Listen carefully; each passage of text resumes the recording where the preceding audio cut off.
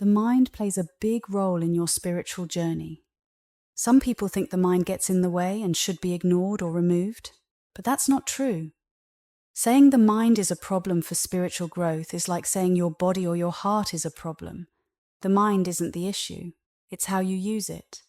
The same goes for your heart and your body. It all depends on how you choose to use them.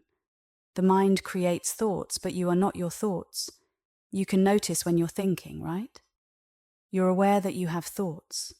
For example, when a thought pops up, you can recognize that it's happening. It's not difficult. If you know that you're having thoughts, that's enough. You don't need any extra proof like a tree or an object to tell you that you're thinking. You just know. So who's noticing the thoughts? It's you. But the one who notices the thoughts is separate from the thoughts themselves. Thoughts are just things you're observing. If you don't understand this, you'll stay stuck in thinking your thoughts define you, but they don't. You might think, aren't some thoughts who I am? No, none of them are. Thinking that a thought is you is like thinking a cloud in the sky is part of you. It's not. Why? Because you're the one seeing it. You're the one who sees and hears your thoughts.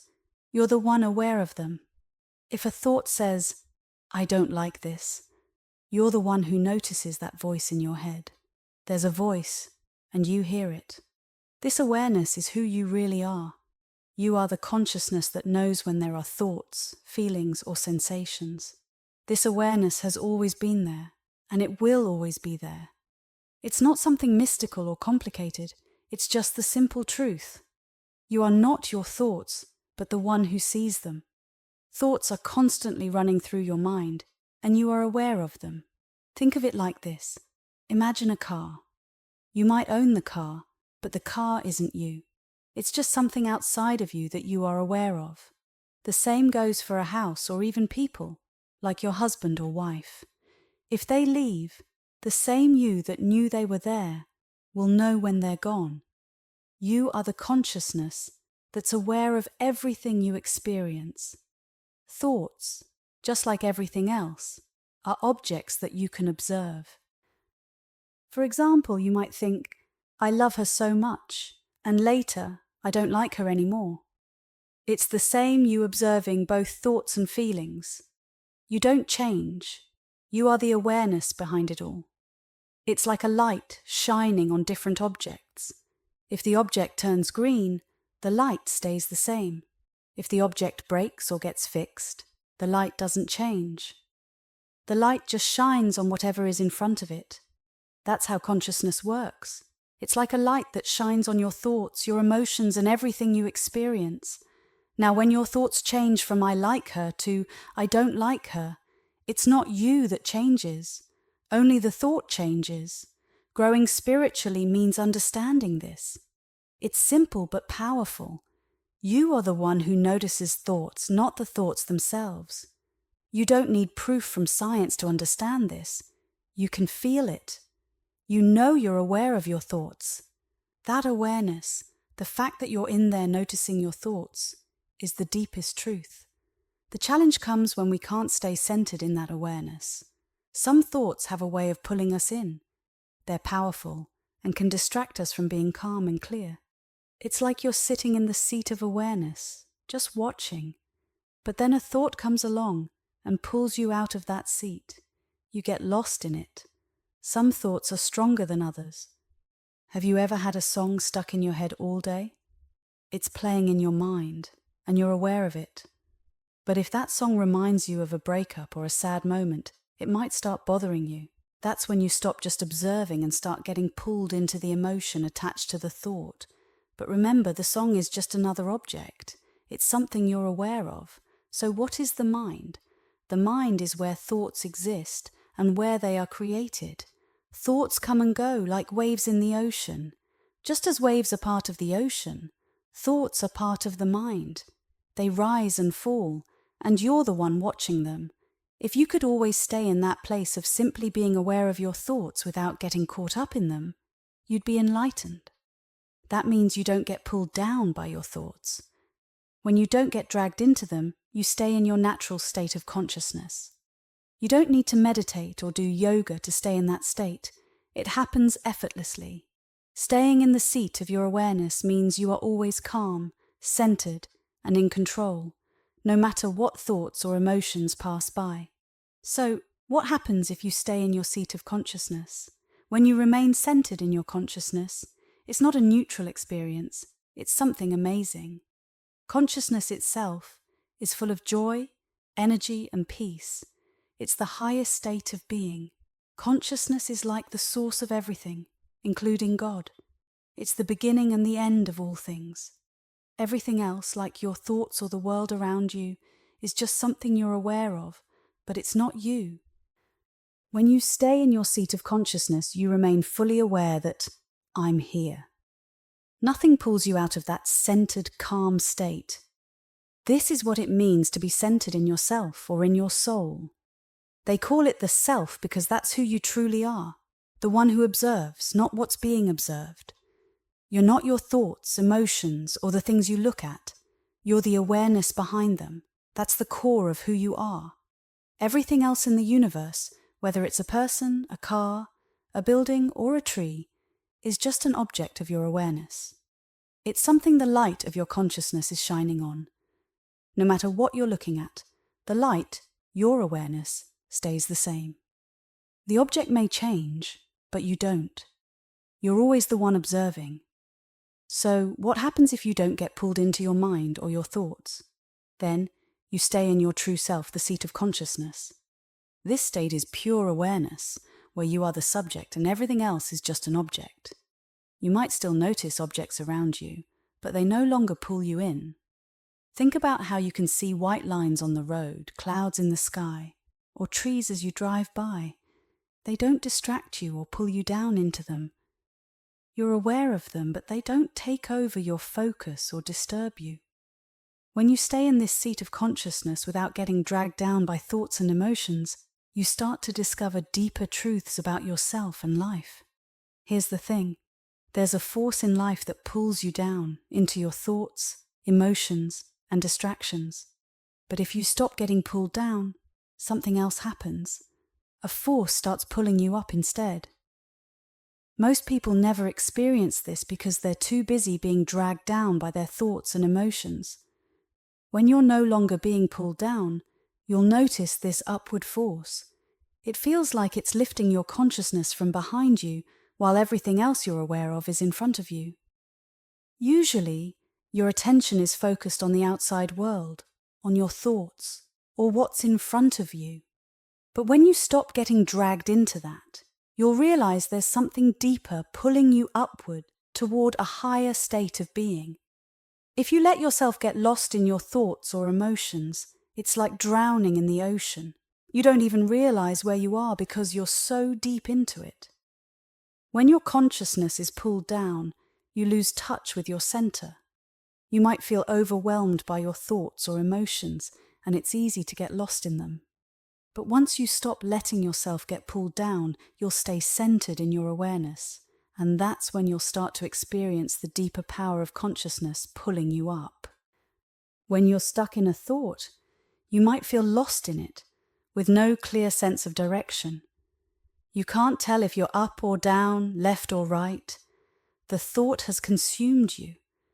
But if you stay in your seat of awareness, you'll remain calm, centered, and untouched by the ups and downs of thoughts and emotions. That's the true power of staying in your seat of consciousness. When you stop letting your thoughts and emotions pull you down, you start to notice a different perspective. It's like you're sitting in a position back here, and you're looking down at your thoughts instead of being lost in them. You can feel when an emotion is coming, right? For example, you know when you're about to get angry. You feel it building up in a certain place, down there, not back where you are. The same goes for your heart. You don't feel it behind you, right? You feel your emotions coming from your heart, from in front of you. Just like you can sense your physical position in the world, there's also a sense of position with your thoughts and emotions. But often you don't notice this because you get pulled into them. When that happens, you lose track of your sense of being centered. But when you're not pulled down into your thoughts and emotions, you feel centered, like you're seated in your true self, back here. And after spending enough time in this centered place, you start to notice something subtle at first, and then stronger over time. There's something behind you. Normally, you're so focused on what's in front of you, your thoughts, emotions, and the world around you, that you don't realize there's something behind you. You're always looking forward, but if you let go of your thoughts, you'll notice this something behind you. This is important because it shows you there's a whole universe of awareness behind you that you've never been paying attention to. When you stay centered and not pulled into your thoughts, you expand. You start to realize that you are not just the thoughts or feelings in front of you. You are part of an infinite consciousness. But for a long time, you've narrowed your focus down to just your thoughts, your emotions, your body, and what your senses pick up. This limited view has made you feel trapped because you've been staring only at what's in front of you, your thoughts, feelings, and the physical world around you. You've limited your awareness to a small part of reality, and that's where you've been living. Think of someone who is addicted to drugs or alcohol. Their whole life becomes focused on that addiction. It's all they think about, and it defines their reality. Well, the same thing has happened to you with your thoughts and emotions. You've become addicted to focusing on them, and they've taken over your awareness. But here's the truth. That's just a tiny part of reality. In fact, it's such a small part of the universe that it's almost insignificant. But because you've been so focused on it, that's where you've been living. If you stay in your seat of consciousness, you can break free from this limited view and start to see the bigger picture, an expanded, infinite reality that's always been there. But you've just been too focused on the small stuff to notice it. What do I want? What do I not want? What do I like? What don't I like? How do I get what I want? How do I avoid what I don't want? These are the kinds of questions that fill most of our lives, right? It's all about me, and I. Everything revolves around yourself, what you want, what you like, what makes you happy. We get so caught up in our own thoughts and feelings that it becomes our whole world. But here's the thing. Consciousness is infinite.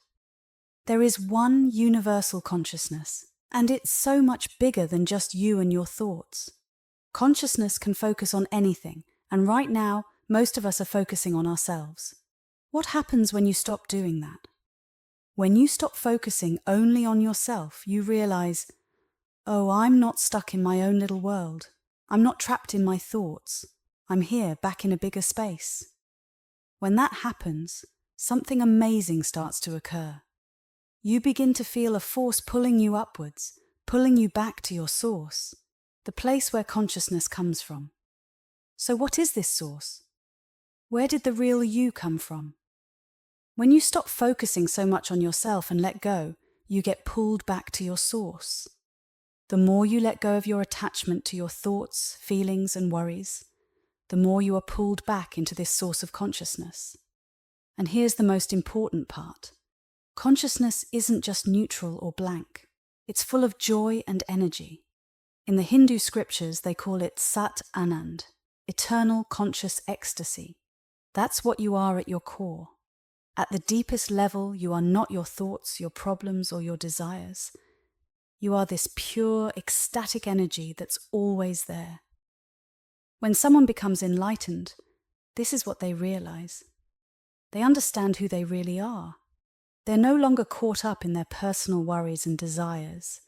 They have let go enough to see that the true self is this infinite, joyful consciousness. And when you experience this for yourself, you'll realize that nothing in the outside world can compare to what's going on inside you. The happiness, peace, and ecstasy that come from within are far more powerful than anything you can get from external things. Jesus once said, "Man does not live by bread alone, but by every word that comes from the mouth of God." This means that true fulfillment doesn't come from physical things like food or possessions. A yogi, or someone who has mastered their inner self, understands this from experience. They know that real joy and meaning don't come from outside. It comes from within, from that deep ecstatic consciousness. Now the mind. It's not a physical thing you can touch. It's more like a vibration or energy in the universe. It's a very high-frequency energy that can create and hold thoughts. Think of the mind as an ocean. When it's calm, there are no waves. But most of the time, there are waves, just like there are thoughts in your mind.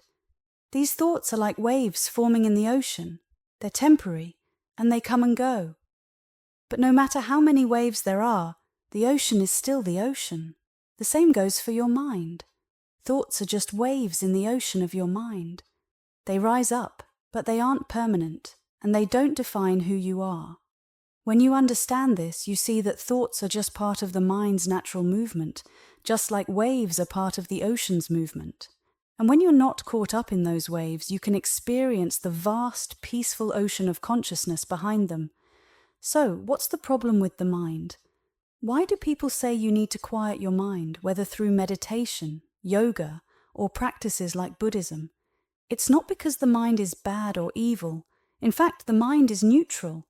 It's just like air or the ocean. There's nothing wrong with it by itself. The issue lies in the thoughts the mind creates, and these thoughts can cause problems. But here's the key. The mind itself isn't evil. It's just a vibration in the universe, constantly producing thoughts. The real question is, why does the mind create the thoughts it does? Most of us don't even think to ask this. We believe we are our thoughts, and that's why we try to figure out how to deal with them. We get stuck in our minds thinking, why am I unhappy? Why don't I like my job? Why is he treating me this way? What did she mean when she said that? We get trapped in the endless cycle of trying to solve the problems our own thoughts create. It's easy to believe these thoughts define who we are, but that's not true. You are not your thoughts. So where do these thoughts come from? Why does the mind generate these specific thoughts? The answer is the same for everyone. Even though we often think our thoughts and worries are unique, every human being, no matter where they are in life, has thoughts for the same reason. The mind isn't constantly thinking just because that's its nature. Thoughts are a response to something deeper going on inside us. At its natural state, the mind is peaceful. When there are no thoughts, the mind is calm and still, like a quiet ocean. In fact, Ramakrishna, a great spiritual teacher, said, "The purified mind is no different than the self." What does that mean? A purified mind is a mind without the constant chatter of thoughts. It doesn't mean a mind that doesn't swear or judge. It means a mind that is calm and clear, like a still ocean without waves. When the mind is still, it reflects the true self. Just like a mirror reflects your image clearly when it's smooth and clean. If the water is choppy and full of waves, you can't see your reflection clearly, right? But when the ocean is calm, you can see yourself perfectly. So, what's causing the waves in your mind? Why does it get stirred up and full of thoughts? This is where things get interesting. Instead of asking, "How do I stop my thoughts?" ask, "Why do I have these thoughts in the first place?" It's not as hard as it seems. Let's start by thinking about events. Have you ever experienced something in the outside world that made you uncomfortable? Something that happened to you or around you that stirred up emotions or thoughts inside? Yes, of course. This happens to everyone. The mind reacts to these events. When something happens that doesn't sit well with you, it creates waves in your mind. These waves are the thoughts you have, and they can keep repeating over and over. This is why your mind doesn't stay quiet. It's constantly reacting to the world around you. You have a thought because something, either inside or outside, made you feel uneasy, and the mind starts creating thoughts to deal with it. So when your mind is full of thoughts, it's not that you are broken or flawed. It's just that your mind is reacting to what's happening around you. The goal isn't to stop the thoughts by force. The goal is to understand why they're happening and to learn how to let go of the things that cause these reactions in the first place. When you do that, your mind will naturally become quieter. The waves will calm down and the ocean of your mind will become still again, allowing you to see your true self clearly. When something from the outside world comes in, like an event or an experience, it creates a thought or an emotion inside of you. It's just a natural reaction, Like when you drop a leaf into a pond, it causes ripples. The same thing happens when something drops into your mind or emotions. There's an effect, a reaction, but usually it passes, just like the ripples in the water eventually settle down. Now, imagine this. Something happens that you don't like or aren't comfortable with. Instead of letting it pass through, what do you usually do? Your natural reaction is to push it away. You try to avoid it because it's uncomfortable. This happens with small things, like someone walking past you without saying hello, or bigger things, like problems at work or disagreements with people. It's a habit.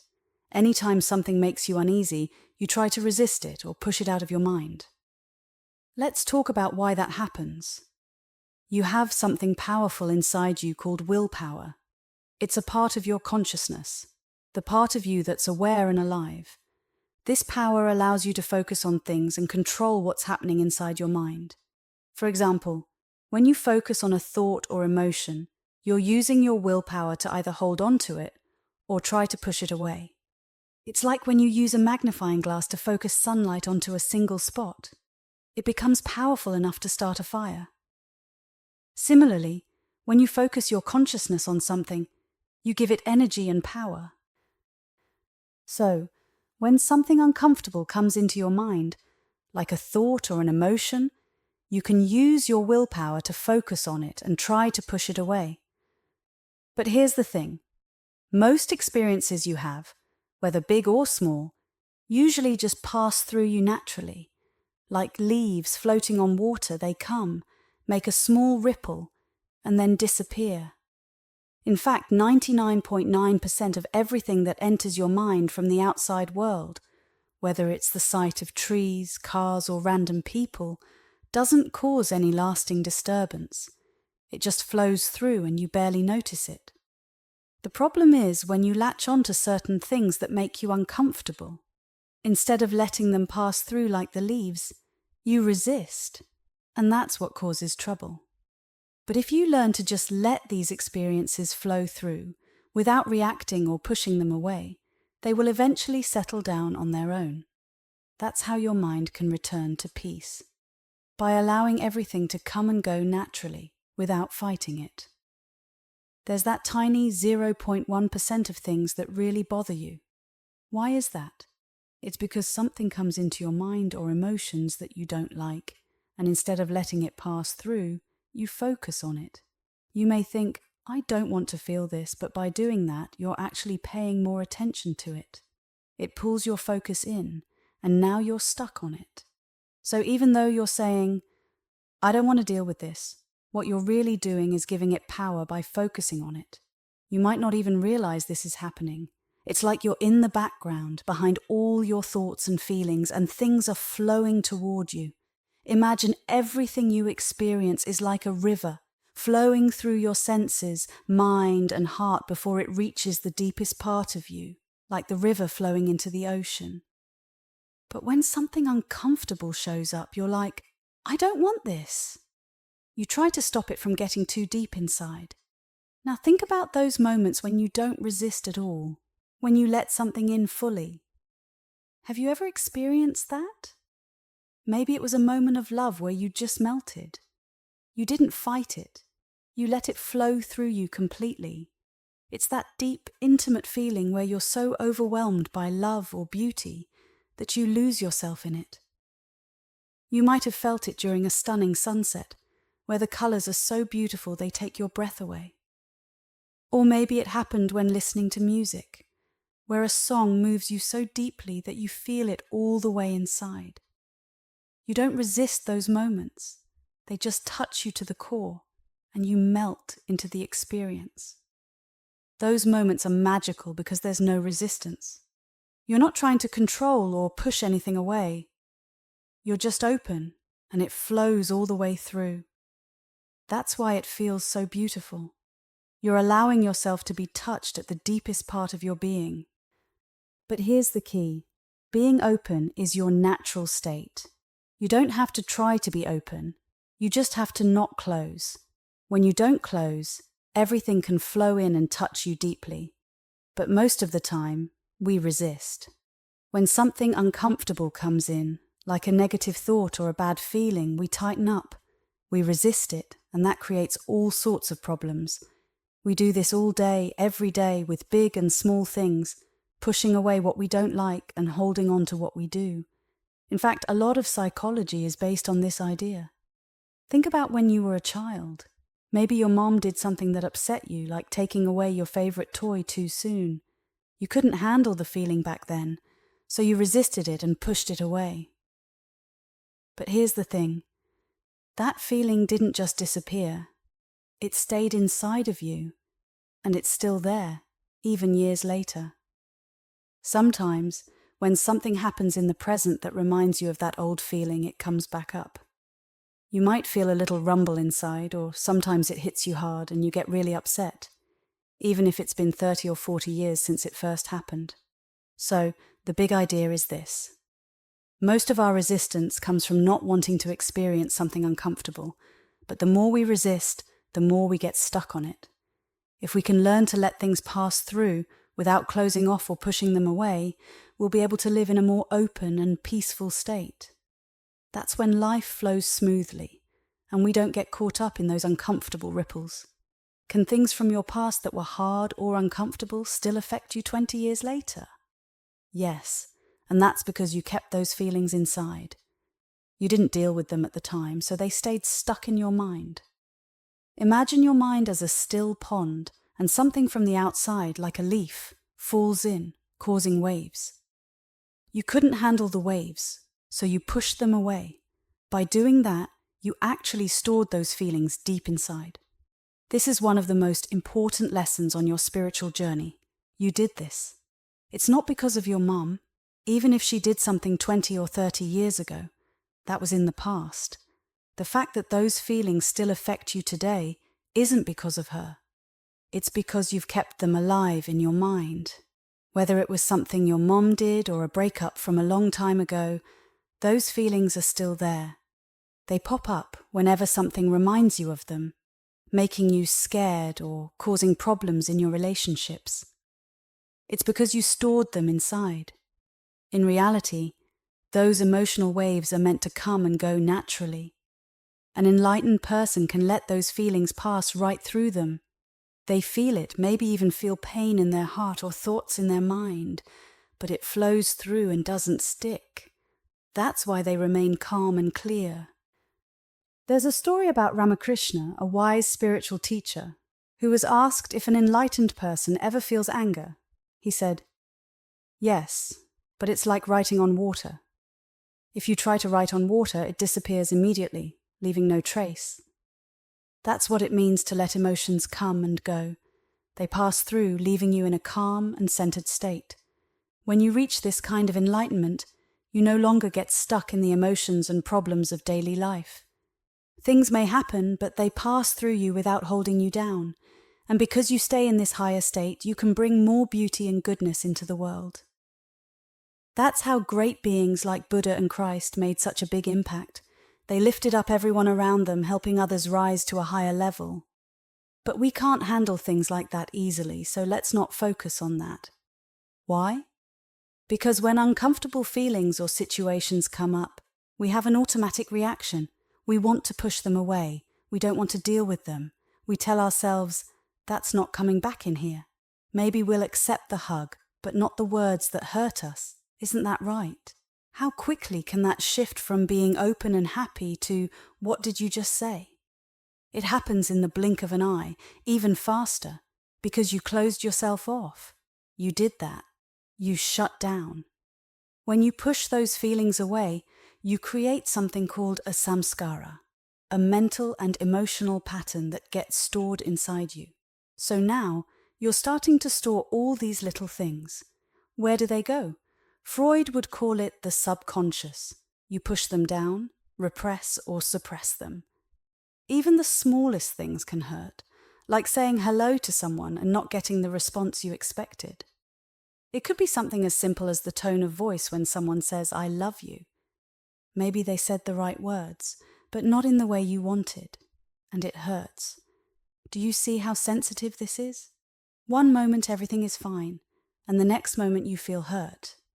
This happens because you're trying to protect yourself from uncomfortable feelings. And every time you do that, you store those feelings. For example, if someone says I love you in a way that felt wrong, the next time you're with that person, you might hold back from saying I love you again.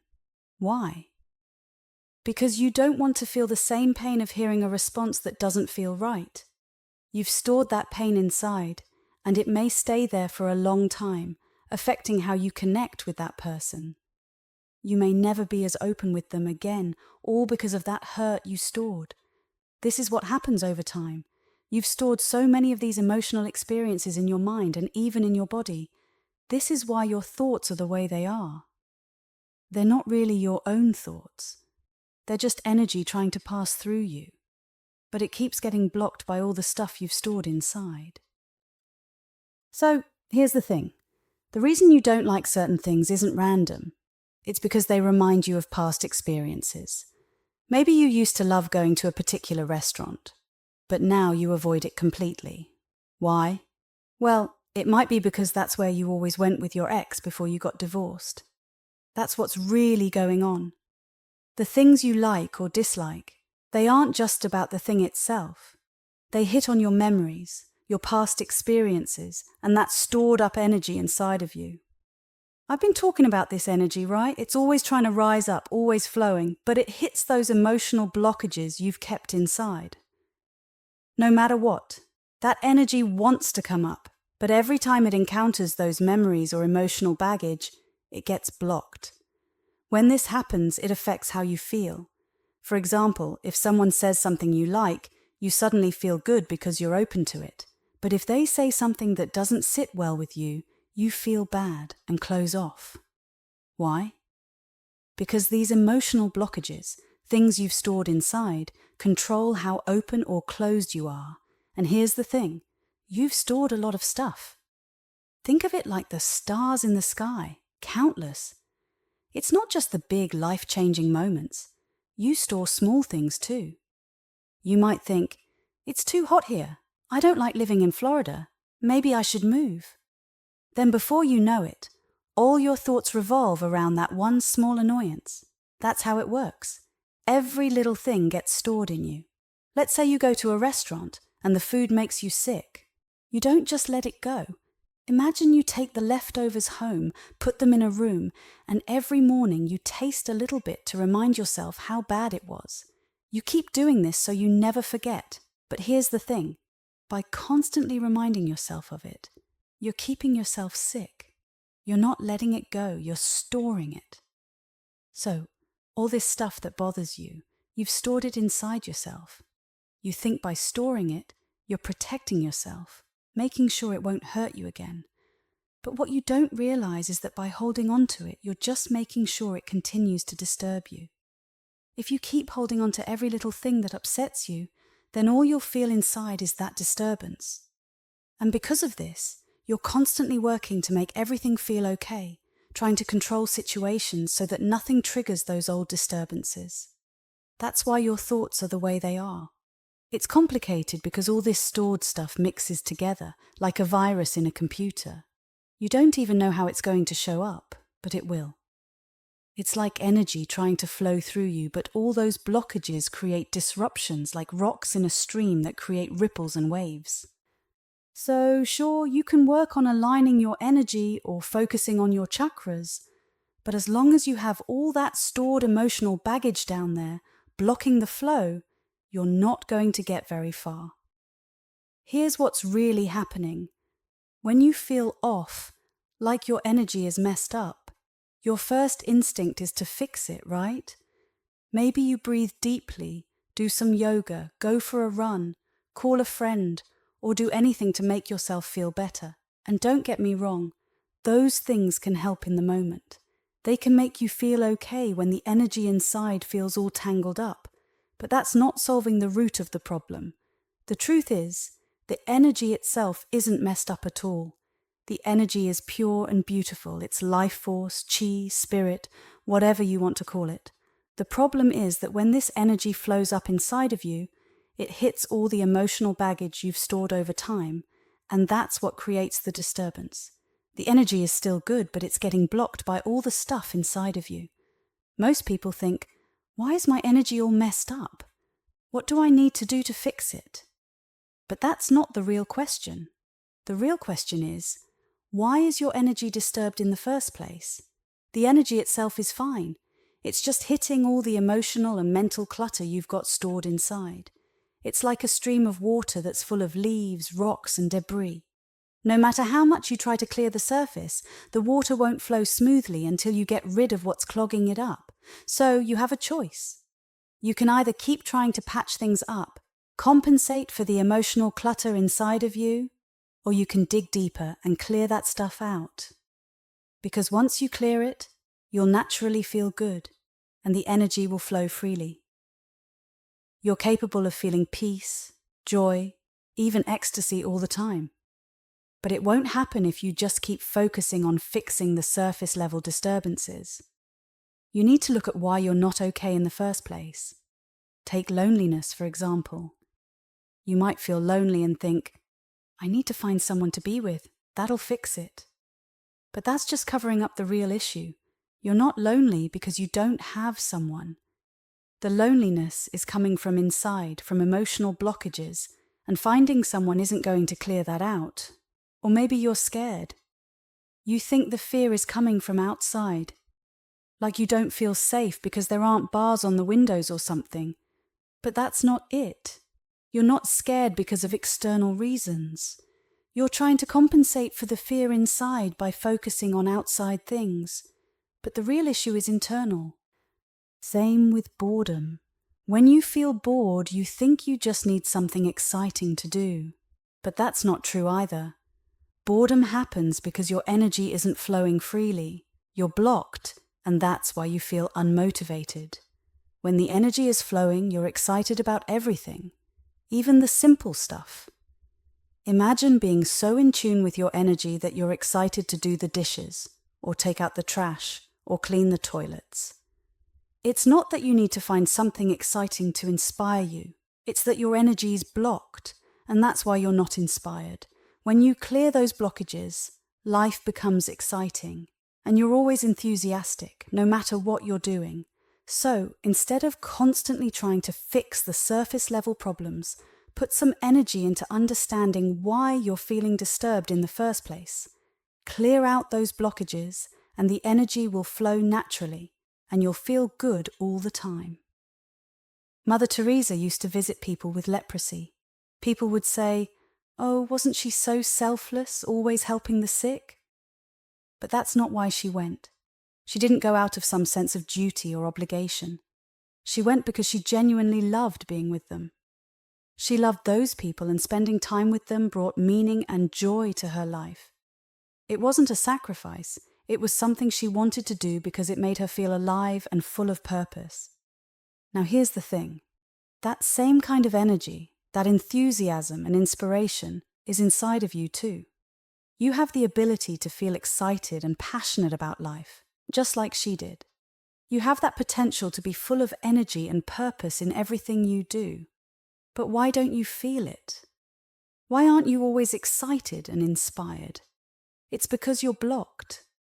The energy that's supposed to flow freely inside of you is being held back by all the emotional blockages you've built up over time. So, you end up spending your life trying to find things that make you feel better, things that temporarily fill that gap. Or you can choose to remove those blockages and let the energy flow naturally. When you clear those blocks, that's when your mind becomes calm and still, and you feel at peace. Now, is there anything wrong with having thoughts? Absolutely not. There's nothing wrong with thinking. In fact, your mind is an amazing tool. It's like a powerful computer. Your mind is capable of incredible things. It can create, solve problems, come up with ideas, build airplanes, design rocket ships, even develop artificial intelligence. Just look around. Everything from the tall office buildings to the technology we use every day is the result of the human mind. Do you see what I'm saying? Animals have been on this planet for millions of years, and things stayed pretty much the same for them. Monkeys still live in trees, Dolphins still swim in the ocean, and they've done that for ages. But humans? In just a short period of time, we've completely transformed the world. Skyscrapers, highways, smartphones, the internet, all of that came from the human mind. And guess what? You're human too. You have that same mind, that same potential for brilliance. So the question isn't whether your mind is capable, because it absolutely is. The real question is, what are you doing with it? Your mind is like a computer, and it can run all kinds of programs. It can handle recipes, finances, or anything you choose to focus on. The mind itself doesn't change. It's just running different programs depending on what you choose to feed it. This idea of the personal mind and the impersonal mind is just a way of describing what you're choosing to do with your mental energy. In reality, there's just one mind, and it's a powerful tool. It's up to you to decide how you want to use it, whether you'll keep it cluttered and blocked or clear it out and let it work to its full potential. The personal mind is when your mind is focused on you. Everything is about yourself. All the things you've kept inside, those emotions or experiences you couldn't deal with at the time, are personal. Maybe something happened when you were a kid, like your mum said or did something that upset you. You stored those feelings inside because you didn't know how to handle them. That's the personal mind. It's made up of all your personal experiences and emotions that you've held onto. Now, when those old emotions start coming up, your mind gets stuck on them. It becomes all about me. Your thoughts are constantly about what you want or don't want, how to get what you want, how to avoid things you don't like, or why people treat you a certain way. It's like a loop that always circles back to you, your desires, and your frustrations. That's because your personal mind is reacting to the stuff you've stored inside. On the other hand, the impersonal mind doesn't run on that program. It's the same mind, but it's not stuck on you and your personal issues. When the personal stuff isn't clogging your thoughts, your mind is free. It can think clearly, create things, do math, paint, make music, come up with new ideas. It's the part of your mind that lets you be imaginative, innovative, and creative. It's the mind that allows humans to achieve amazing things, like building rockets and exploring space. This is what your mind was meant to do. The impersonal mind is where your true potential lies. But when your personal mind takes over, it's a problem. That's why some spiritual teachings talk about getting rid of the mind or dying to be reborn. They don't mean you need to stop thinking altogether. They mean you have to let go of the personal mind, the part of you that's always focused on yourself and your problems. When you let go of that, your mind expands and you're able to experience life in a much bigger, more meaningful way. So when you understand the impersonal mind, you see how clear and powerful your mind can be. This is what your mind was truly meant for. God gave you a mind capable of incredible things. Just think about it. You might be amazed by a computer or artificial intelligence, but humans created those things. The human mind is behind every piece of technology, every invention. People are even planning to go to Mars soon. That's the kind of brilliance your mind is capable of when it's not stuck in the personal. But the problem is, your mind gets caught up in the I. It falls into the personal mind. Now, your mind, in its pure form, is amazing. It's like a super powerful high-tech computer, empty and full of potential. It's not running anything on its own, but it's ready to be used. You have this brilliant, powerful mind, and you're free to use it however you want. The soul is free to take this mind and do incredible things with it. But here's what happens. When you hold on to personal stuff, those thoughts and emotions you've stored from your experiences, it drags you down. If you didn't store all that stuff, or if you could get rid of it, nothing would pull you down. Instead, your mind would lift you up. It would let you rise and experience the full potential of your life. So now you see the difference. There's the personal mind, which gets weighed down by all the stuff you've held on to, and the impersonal mind, which is free, open, and clear. But the question is, how do you move from the personal mind to the impersonal mind? One great way to do that is by shifting your perspective. Here's a simple way to shift your focus. Remember that you're on a planet. Sounds basic, right? But think about it. How often during your day do you stop and remind yourself, I'm on a planet? I do it all the time, and it helps shift my mind away from all the personal stuff. When you focus on the fact that you're just a person on a little planet spinning in the vastness of space, suddenly your problems don't seem so big anymore. You know what you did today? You travelled in a circle, a 360-degree spin. That's what Earth does every day. And what did you do this year? You took a trip around the sun. That's what Earth does every year. So you're living on this planet that's been spinning around a star for 4.5 billion years. That's how long it's been going on. And how long will you be here? Maybe 80, 90 or 100 years? In the grand scheme of things, your time here is just a blink. Now think about this planet. It's the most beautiful place we've ever found in the universe. We've sent out satellites and telescopes like Hubble and Webb, and they've scanned the far reaches of space. But guess what? They haven't found anything even close to Earth. Just dust, rocks and gas. No sign of life anywhere, not even the smallest form of life. No amoebas, no protozoa, nothing. But here you are, on this stunning planet full of life. There's nothing else like it that we've seen. The odds of finding another place like Earth are astronomically slim. So how are you doing? You've landed on the most beautiful, life-filled planet in the universe. You're part of something incredible. When you shift your focus to that, suddenly, your personal worries don't seem so important. You start to see the bigger picture. Right. The reason you're struggling is because you didn't deal with the reality in front of you. Instead of facing the things that happened in your life, you pushed them away. You held on to them. And that's why you're suffering now. That's what Buddha meant when he said, all life is suffering. His first noble truth is that life is full of suffering. But why are we suffering?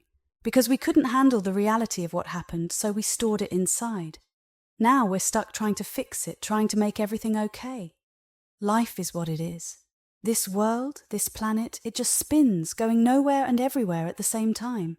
There are 8.3 billion people on Earth, and yet we only seem to care about our own little world.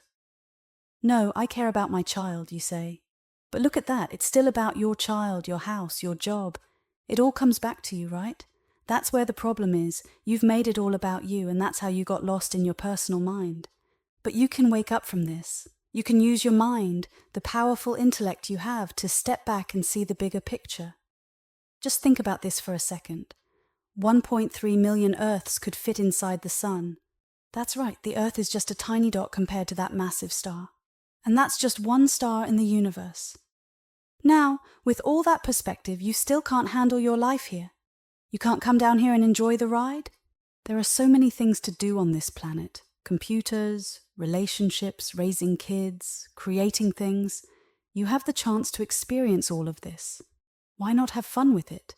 You don't have to stay forever. You're going to die. Don't worry about that. It's like going to summer camp. It's temporary and you're supposed to enjoy it. Who goes to camp and doesn't have a good time? Who goes to Disney World and suffers? Earth is like God's version of Disney World. There's a world of relationships, a world of technology, and so many other worlds to explore. Why can't you enjoy it? I'll tell you why, because you're caught up in your personal mind. But you can change that. You can use your intellectual mind to tell yourself, I can handle reality. You know those moments when you say, I can't handle this? Well, what if you started saying, I can handle this? Why? Because it's reality. It happened. If it's already happened, that means you can handle it. When you start thinking like that, you'll shift from your personal mind to your impersonal mind. You'll create space for yourself. You'll be able to handle things better. Someone said something hurtful to you? Okay, it happened. Let it be. Maybe they had a bad day. You can neutralize that reaction inside yourself. Use your higher mind to let go, because you don't want to store that negativity.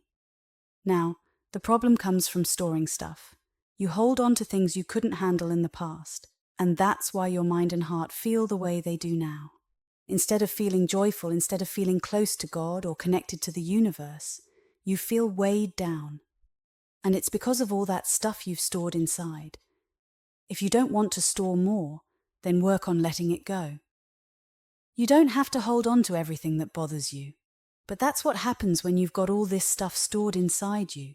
It makes it hard to deal with life. So here's the simple technique you've been asking for. When you wake up in the morning, tell yourself, I can handle today. I'm not going to store any more stuff inside me today. Treat it like a game. Your goal for the day isn't to chase a promotion, make more money, or get into a great relationship. Your goal is to see if you can handle whatever comes your way on this little planet, in the middle of nowhere today. Go through the day with this mindset. When something happens that normally bothers you, like the car in front of you not driving the way you want, ask yourself, can I handle this moment? This planet with its 8.3 billion people is just a speck in the universe. If it all vanished, the rest of the universe wouldn't even notice. So why let little things ruin your day? The point is to do your best. Go through the day and try to let go of what bothers you. Have fun with it. Enjoy handling reality instead of getting caught up in it. Then, at the end of the day, sit down and ask yourself, how did I do? Don't judge yourself harshly or feel guilty. Just check in. Is there anything you didn't let go of? If there is, neutralize it. Let it go. This is how you stop storing things inside and start handling life better. Let's say something simple happens, like you said hello to Sally, and she ignored you but paid more attention to Mary. Now that little situation is stuck in your mind, bothering you. But why are you letting it get to you? You're on this planet, spinning in the middle of nowhere, and yet you're stressing over how Sally interacted with Mary. What's the point? You can raise your awareness above this small stuff. That's called letting go or neutralizing those thoughts. You do this because you don't want that negativity inside you. If you keep holding on to things like that, next time you see Sally, you won't want to talk to her. And when you see Mary, you'll feel jealous. Do you really want to carry that with you? Of course not. When you learn to let go of these small issues, you make room for bigger things in life. You start building emotional strength. Here's the thing. When you stop putting more junk in your mind, the old junk will start coming up. And that's a good thing. It's like a stack of things piled up in your mind. The stuff on top has to get cleared out first before the deeper, older stuff can rise. When you stop adding more layers of stress and frustration, you allow old issues to come up and be released. Now at first, that might feel uncomfortable. You'll start noticing old feelings or memories coming back. But since you've been practicing letting go of the small stuff, you'll be better equipped to handle the bigger stuff when it comes. And you'll want to deal with it because you'll start feeling happier and lighter each time you let something go. And that's what I want you to get. When you clear out that mental and emotional clutter, you're going to feel more alive, more joyful. You'll experience a deep sense of connection, maybe even a sense of being close to God, not just believing, but feeling it deeply. It's a state where everything in your life feels lighter and brighter. You'll walk around feeling like you're in touch with something greater, and that joy will overflow into everything and everyone around you. So here's your technique for spiritual growth. All day, every day, practice letting go. Just keep trying to let go of whatever comes up. And when you can't let something go right away, it's okay. You'll fall down sometimes, but each time you get up, you'll see things more clearly. Each day you'll feel a little bit lighter, a little bit freer. I want you to wake up each morning feeling better than you did the day before. Imagine waking up feeling more love, more peace, more understanding, and more connected to life. That's what happens when you keep letting go. You free your mind, and eventually something deeper takes over. Your energy, your spirit, your inner peace, whatever you want to call it. And that's when true growth happens.